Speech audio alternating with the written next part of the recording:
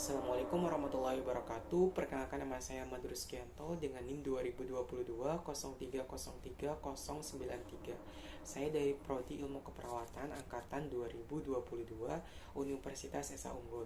Di sini saya ingin mempresentasikan terkait dengan prototipe Hello Inter. Hello Inter sendiri merupakan singkatan dari Ibu Anak Sejahtera, yaitu merupakan website untuk mengatasi kasus stunting.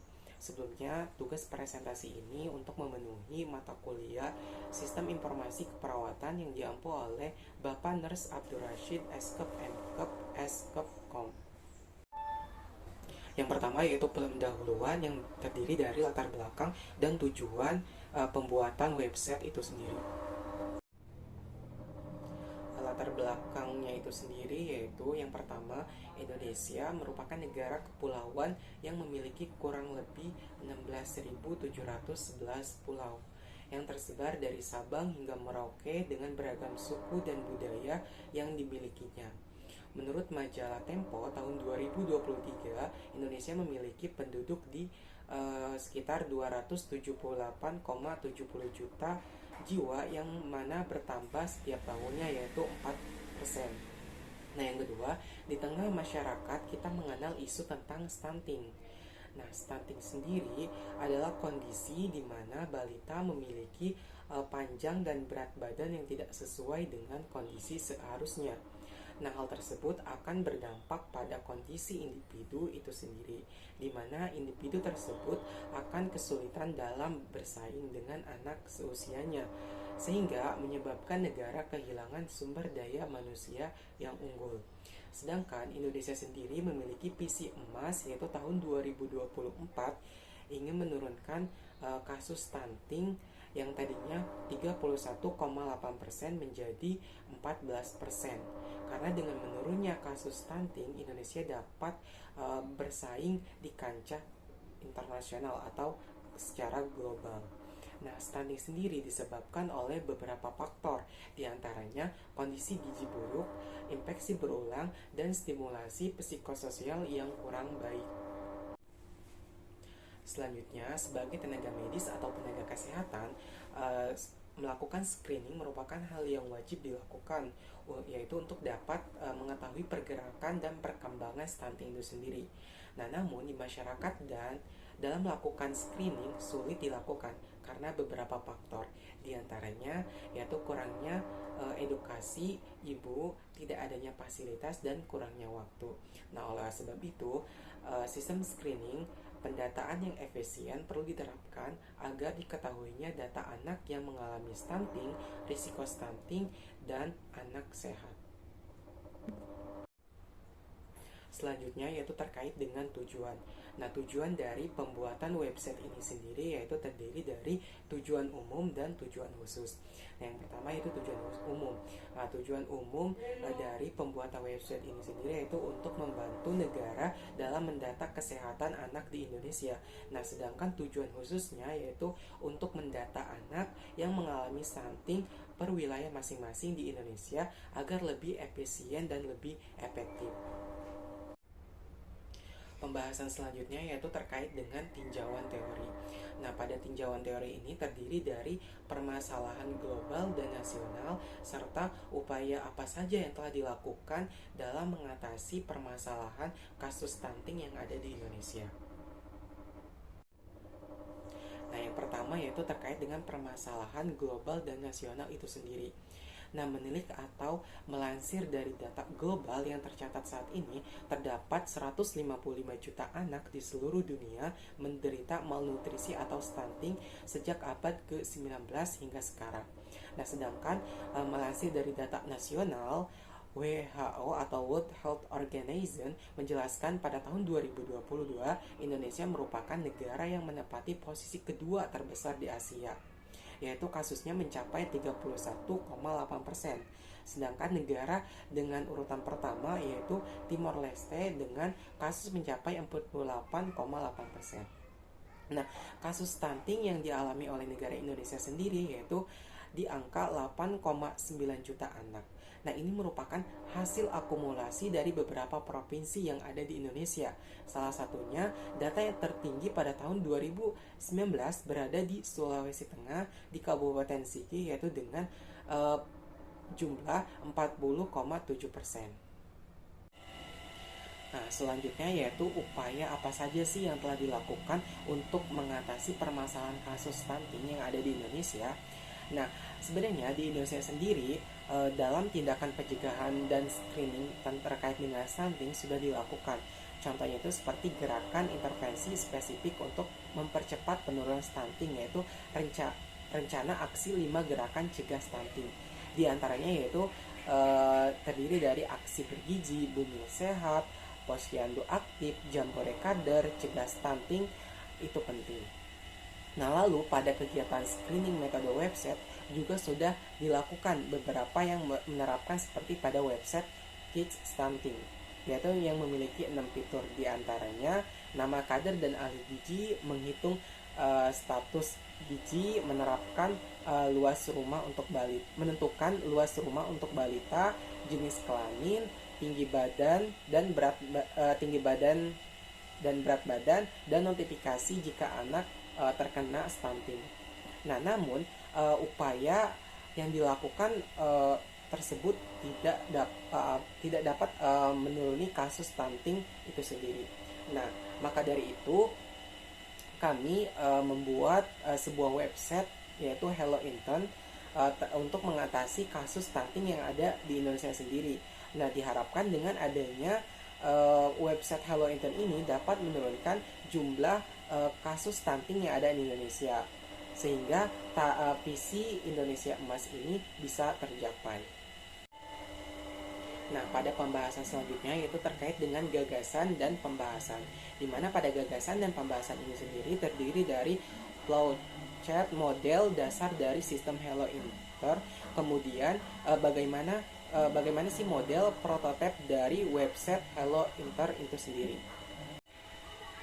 Nah, flowchart model dasar dari sistem Hello Intern sendiri yaitu terbagi menjadi 4. Yang pertama yaitu data input, kemudian menuju ke proses, yang ketiga data output, dan yang terakhir yaitu penyimpanan.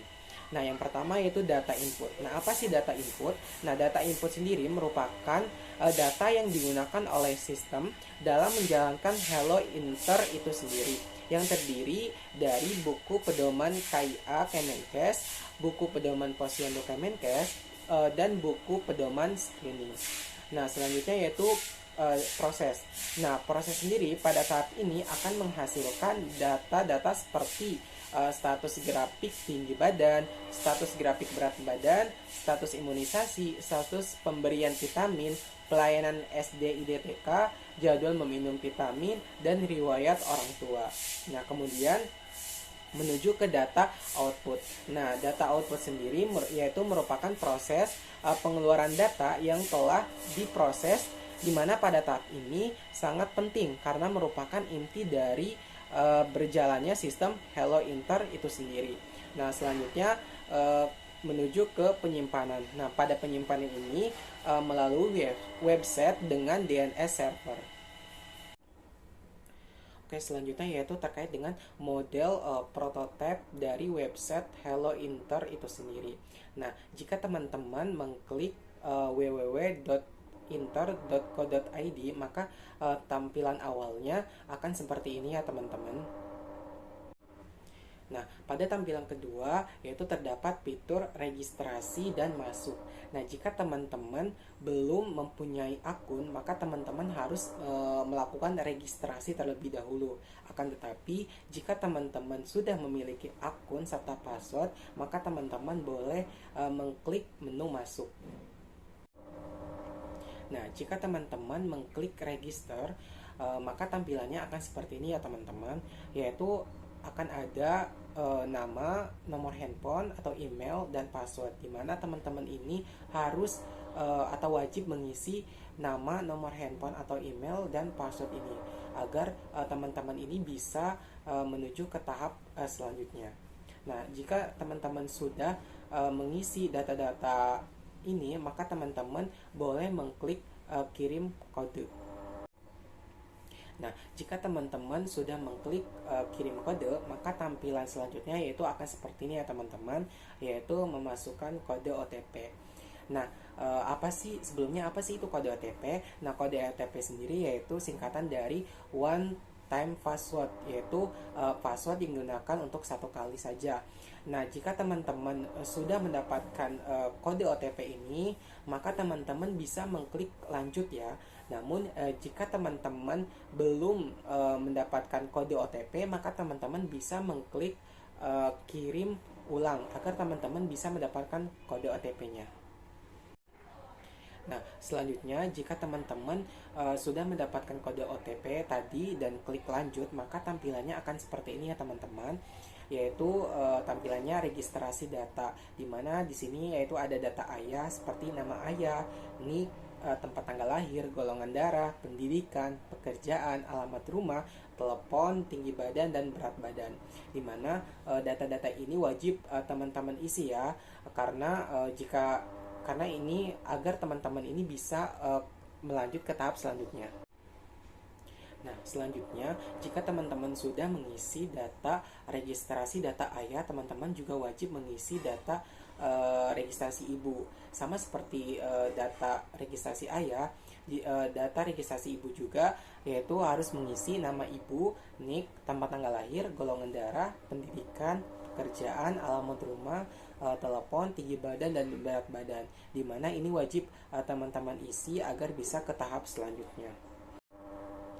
Nah, jika teman-teman sudah melakukan registrasi dan mengisi data-data yang diminta, maka teman-teman bisa klik masuk. Nah, kemudian bisa mengisi nama serta password yang diminta. Kemudian teman-teman tinggal klik OK. Nah, teman-teman, ini merupakan tampilan utama dari website Hello Inter itu sendiri. Nah, di sini terdapat 3 menu, yaitu menu input, data stunting, dan edukasi.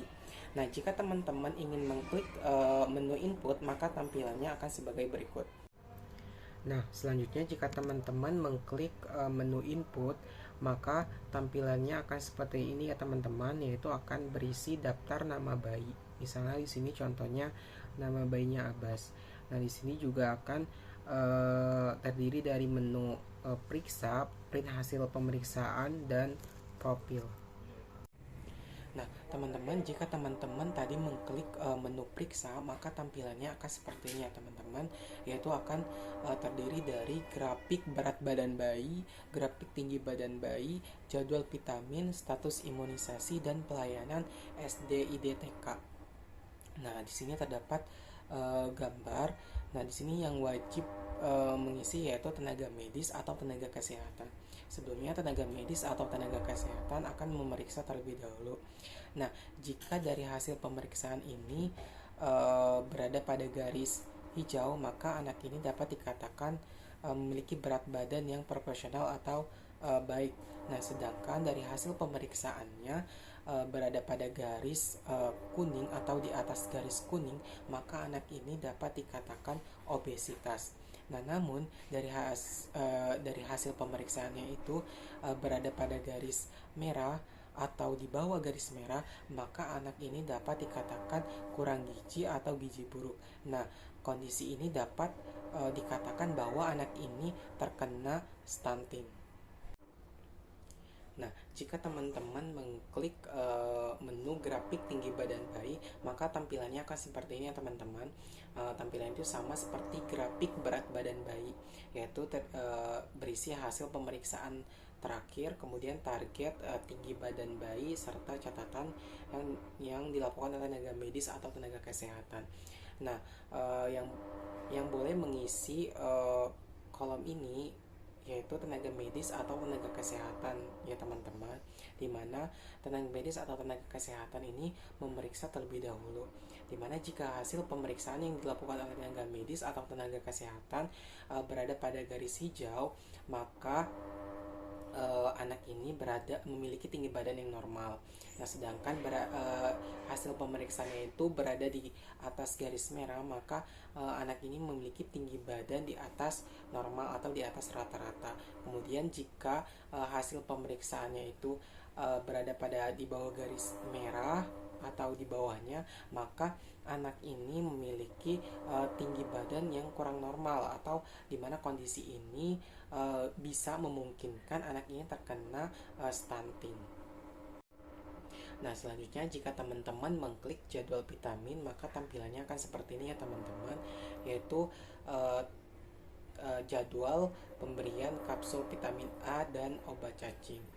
Nah, dimana jika anak itu berada pada usia 6-11 bulan, maka anak itu diberikan vitamin A kapsul biru pada bulan Februari atau Agustus. Kemudian jika anak itu berada di usia 1-2 tahun, maka anak itu diberikan vitamin A kapsul biru, vitamin A kapsul merah, dan obat cacing.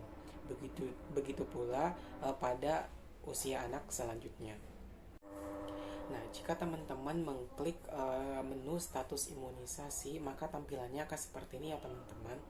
Nah, sebelumnya mengapa status imunisasi ini perlu karena status imunisasi ini dapat membantu mencegah kasus stunting. Nah, yang wajib yang boleh mengisi status imunisasi ini yaitu tenaga medis atau tenaga kesehatan.